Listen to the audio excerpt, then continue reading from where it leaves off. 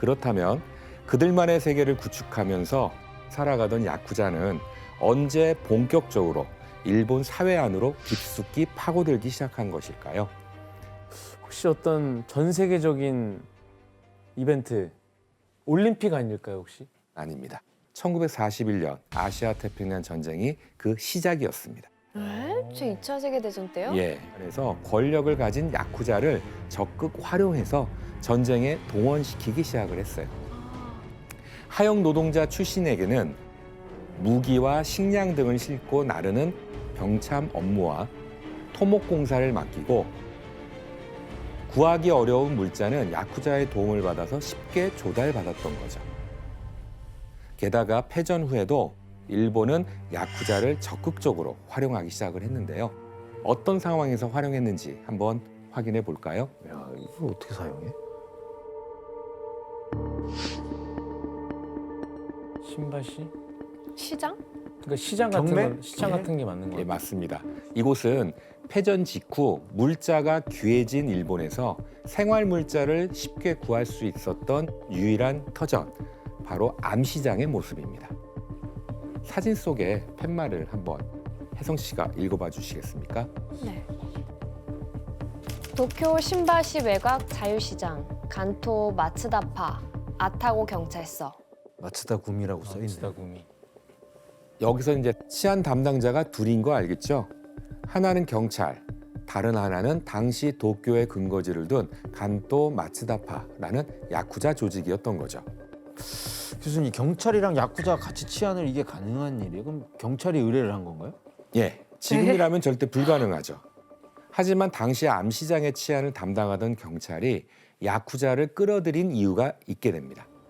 당시 일본엔 도쿄의 신바시, 우에노, 시부야는 물론이고 오사카, 고베 등도 포함해서 전국에 암시장이 이제 많이 생겨나게 되는데요. 공통적으로 나타난 현상이 있었습니다. 당시 패전 이후 공권력이 약해진 상태에서 암시장엔 제일 한국인과 타이완인 그리고 일본인이 뒤섞여서 치안 문제가 빈번하게 발생한 거죠. 그러니까 이들은 전승 국민, 즉 제일 한국인과 타이완인을 이제 말하는데요. 근데 이들 중에 보면 이제 암시장에서 노점을 운영하는 이들이 많았거든요. 그런데 이때부터 문제가 발생하게 됩니다. 당시에 암시장에서 노점을 운영하려면 허락을 받아야 됐거든요. 하지만 전승 국민이 이 관행을 무시하면서 문제를 일으키기 시작을 했고 이때 경찰은 야쿠자를 끌어들여서 암시장의 치안 문제를 해결하려고 했었습니다. 대박이다. 이 과정에서 도쿄의 암시장에서는 야쿠자와 타이완인 사이에 폭력 사태가 발생해서 약 50여 명이 사망하는 사건도 발생했습니다. 그랬으면 안 됐을 텐데. 이렇듯 당시 야쿠자는 일본 경찰의 묵인 아래 전승 국민을 폭력으로 이제 누르고 질서를 유지하는 일을 이제 담당하게 됩니다. 이렇게 암시장을 장악했던 이때 야쿠자의 몸집을 본격적으로 키워주는 물건이 하나 있게 되는데요. 바로 여기서 문제를 내도록 하겠습니다. 전후 일본인들이 약국에서 대거 구입하며 물품 부족 현상까지 일으켰던 이것은 무엇일까요? 알겠다! 저 진짜 알겠어요, 정답. 혜성 씨. 그 왜 일본에 유명한 거 있잖아요. 동전, 파스. 예? 동전 파스요? 이거 아니에요? 여행 좀 그만 다녀요. 예, 이거 아니라고? 일본의 유행 이거 진짜 오답입니다. 아니라고? 정답 예, 은지원 씨. 바카스. 많이 나오긴 하죠. 오답입니다. 정답. 예, 혜성 씨. 신선 식품이 부족하니까 맨날 통조림 먹고 이러니까 비타민C. 예, 너무 현대병 아닌가요? 오답입니다. 맨날 건빵 이런 거 먹었을 거 아니에요. 너무 보면 좋을 것 같잖아요, 비타민 씨. 예, 자, 이 정도면 진정한 힌트 주시죠. 진정한 힌트요. 네. 위험한 거죠. 위험해? 정답. 규현 씨. 히로뽕. 예, 필로폰. 정답입니다. 아, 바로 메스암페타민, 일본에서는 히로뽕이라고 불리는 메스암페타민. 필로폰입니다. 아니, 어. 필로폰을 약국에서 팔았어요? 예, 마약을요? 예, 맞아요. 그러니까 놀랍게도 전후 약 6년간 일본에서 필로폰을 투약하거나 먹는 건 불법이 아니었어요. 그러니까 사실 이 필로폰은 아시아 태평양 전쟁 시기에 합법적인 약품으로 취급되고요. 그래서 군인들에게 전쟁 지급되기도 트라우마가 했었어요. 심하니까. 예. 살인병기였던 가미카제 특공대 있잖아요. 그들한테도 항공식량으로 제공되기도 했었다고 맞아, 이거 합니다. 배운 것 같아요. 술 막 먹이고 예. 마약하고. 그러니까 이렇게 만들어진 필로폰은 피로회복 각성제라고 불리면서 약국에서 불티나게 이제 팔렸었죠. 와, 누구나 구매할 수 있다고요? 예. 하지만 이미 이때부터 강력한 환각 작용과 중독성 때문에 중독자가 이제 늘게 되면서요.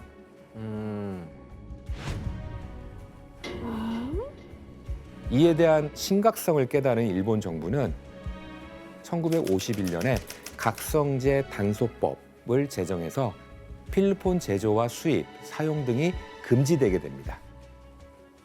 그리고 전면적인 단속에 나서게 되는 거죠. 하지만 진짜 문제는 이제부터 시작입니다. 필로폰의 사용이 금지되니까 필로폰을 만들어 팔던 공장들이 문을 닫게 되겠죠. 그러자 필로폰에 중독된 사람들이 수십 배의 웃돈을 주고서라도 필로폰을 찾아 이제 헤매게 되겠죠. 네. 이때 야쿠자는 절호의 찬스를 놓치지 않게 됩니다. 바로 필로폰 단속으로 일자리를 잃은 필로폰 제조 공장의 기술자들을 거액을 주고 스카우트를 해서요. 이들을 통해 필로폰을 몰래 만들기 시작을 한 거죠. 아, 이제 자체 제작을 하는구나. 이렇게 만들어진 필로폰을 야쿠자가 배급하고 엄청난 돈을 벌어들이면서 야쿠자 조직들은 너도 나도 할 것 없이 필로폰 밀매에 손을 대기 시작을 합니다. 이제 본격적으로 마약 사업을 하는 거네요. 그렇죠. 야쿠자의 밀매로 당시 일본 내 필로폰 그 수치가 어떻게 변했는지 한번 확인해 볼까요? 패전 이후부터 마약 사범의 추이가 기하급수적으로 늘어나는 게 보이시죠? 심각하네. 한 번 싹 눌렸다가 또 올라갔다 이러네. 심지어 각성제 단속법이 발표된 1951년 좀 줄어드는 듯 했던 마약 사범은 다시 가파르게 늘어나기 시작을 하더니 결국 체포한 마약 사범은 2,000명 가까운 숫자로 늘어나게 되고요. 야쿠자 조직들이 필로폰 밀매에 끼어든 탓이었던 거죠. 지금까지도 필로폰 밀매는 야쿠자 조직의 가장 큰 자금원, 돈벌이 수단이 되고 있는데요. 40, 50배에 달하는 높은 이익을 얻을 수 있기 때문이었죠. 그로 인해 1970년대 후반에 이미 야쿠자는 필로폰 밀매로 한 해 벌어들인 자금만 약 191억 엔, 당시 약 2천억 원에 달하는 어마어마한 이익을 내면서 1년에요? 예, 몸집을 불려나가기 시작을 했던 거죠. 그냥 우리나라에서도 야쿠자 마약 이 사업과 관련된 좀 사건이 있을까요? 뭐 많죠. 그러니까 여러분도 잘 아시는 그 송강호 씨가 영화에 마약왕? 나왔던 마약왕. 예. 그게 원래 이황순이라는 마약 밀매업자를 모티브로 해가지고 찍은 영화거든요. 실화 바탕을 만든 예, 영화예요? 그게 우리나라에서 처음에는 이제 밀수로 시작을 했다가 나중에 필로폰 자체를 제조해서 판매를 하게 된 거죠. 그때 당시에는 일본에다 팔게 되면 그 수익금이 엄청나게 많았기 때문에 처음에는 이제 뭐 돈도 많이 벌고 했겠지만 나중에는 검거 당시 총격전까지 벌이면서 징역 15년 이상을 살고 비참한 말로를 뭐 맺었다고 봐야 되겠죠. 징역 15년은 좀 낮은 거 아니야?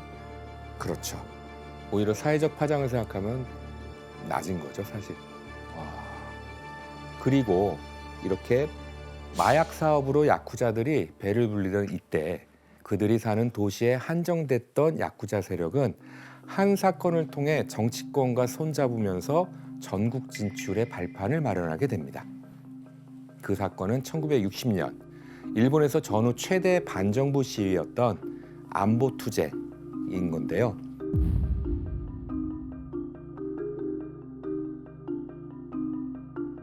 소련과의 냉전에 대비해서 전쟁이 일어날 시 미국과 일본이 함께 작전을 수행하기로 한 새로운 방위 조약 체결을 했는데요.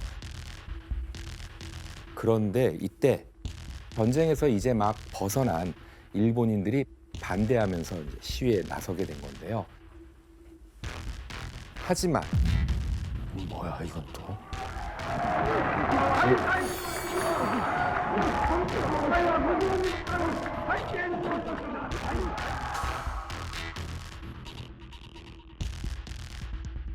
결국 국회의사당은 반정부를 외치는 그리고 조약 체결을 반대하는 시위대에 에워싸였고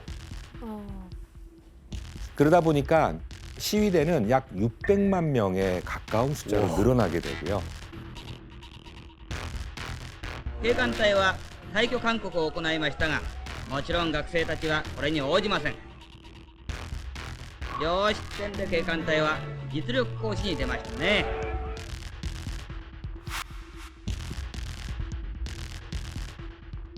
이때 일본 정부는 시위대에 맞설 수 있는 상대로 한 세력에게 손을 내밀게 됩니다. 바로 야쿠자였습니다. 교수님 왜 하필 또 야쿠자죠? 예, 일본 정부가 판단했을 때 당시 돌아가는 상황이 매우 심상치 않았거든요. 아이젠하워 대통령의 방문에 앞서서 일정을 조율하러 온 미국 정부 관계자는 시위대의 압박에 밀려서 자동차를 버리고 헬기로 이동하는 초유의 사건까지 발생하게 됩니다. 네. 와. 게다가 시위 역시 점차 격화되기 시작을 하자 일본 정부는 자신들의 힘과 경찰만으로는 시위대를 진압할 수 없다고 판단을 한 거죠. 그래서 일본 정부는 당시 잘 나가는 전국의 야쿠자 조직 두목들을 한자리에 불러서 시위대 진압을 요청하게 됩니다. 아휴, 약간 사설 경호원처럼 쓴 그렇죠. 거네요. 만약 여러분이 야쿠자 두목이라면 정부의 요청에 마냥 알았어요 하고 순순히 응했을까요? 뭐 조건을 조건 없이 안 내걸겠죠. 하죠. 그렇죠. 물론 아니었겠죠. 정부와 야쿠자는 모종의 거래가 있었을 거라고 의심되는 기록들이 있습니다. 규현 씨가 한번 읽어주실래요? 야쿠자, 공갈꾼, 노점 상인, 암흑가의 리더들을 설득하여 아이젠하워의 안전을 보호하기 위해 효과적인 반대 세력을 조직했다. 그들은 정부가 제공하는 헬리콥터, 소형 비행기, 트럭, 차량, 식량, 지휘소 및 응급대의 지원을 받았으며 추가로 230만 달러의 활동 자금을 지급받았다. 230만 달러면 야쿠자에게 어느 정도의 대가를 줬다는 게 좀 짐작이 가는 부분이 있죠. 이걸로 이용해서 정부랑 관계를 만들 수도 있잖아요. 그렇죠. 그게 더 그게 더 거죠. 큰 그림인 거. 뭐 돈 얼마의 문제가 아니라 예. 이렇게 일본 정부의 요청에 따라 야쿠자는 즉시 시위대 진압에 이제 앞장서게 됩니다. 야쿠자는 빠른 진압을 위해서 곤봉을 휘두르면서 시위대에게 폭력을 가하기 시작을 했는데요. 이 시위에서 부상당한 사람은 총 481명으로 야쿠자가 얼마나 무자비하게 폭력을 휘둘렀는지 엿볼 수 있는 대목입니다. 폭력으로 진압을 한 거네요. 그렇죠. 하지만 야쿠자의 무자비한 폭력은 결국 사태를 더 악화시켰고 결국 비극적인 사태를 만들어내게 됩니다. 뭐야? 이 학생은 간바 미치코라는 여성인데요. 사망했구나. 예, 맞습니다. 와. 야쿠자는 시위대였던 간바 미치코를 폭행했고 그 과정에서 그녀가 숨진 사건이 발생한 거죠. 결국 이 사건을 계기로 아이젠하워 대통령은 일본 방문을 취소했고요. 키시노부스케 총리도 사임을 발표했어요. 하지만 새로운 미일 안전보장 조약은 자연적으로 이제 승인이 됐습니다. 게다가 이 사건의 숨은 가해자였던 야쿠자는 그저 일본 정부의 해결사 노릇을 해주고 약속한 활동 자금만 챙기면 되는 거였죠. 전쟁 이후에 그런 혼란스러운 상황 속에서 점차 세력을 키워나간 거네요. 그렇죠. 야쿠자는 이렇게 정치계와 경찰, 정부의 해결사 노릇을 자처했던 거잖아요. 그 대가로 불법을 행했을 때 정부가 눈을 감아주는 덕분에 몸집을 더 불려갈 수 있었습니다. 이때 1960년, 즉 안정을 되찾은 일본은 폭발적인 경제 성장을 시작했어요.